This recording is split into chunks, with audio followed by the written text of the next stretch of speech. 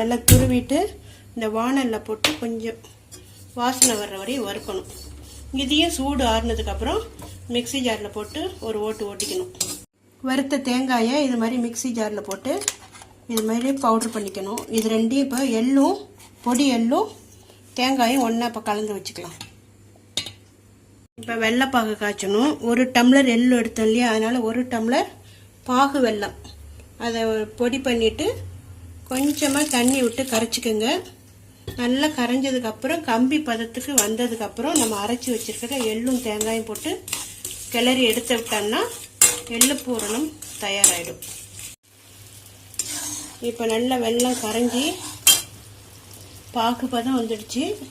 இப்போ நம்ம எள்ளும் தேங்காய் அரைச்சி வச்சுருக்கோம் இல்லையா, கேஸ் ஆஃப் பண்ணிவிட்டு இதை கொட்டி கிளறணும். இப்போ இதை நீங்கள் தேவையான அளவு கொழுக்கட்டைக்கு வச்சு செய்யலாம்.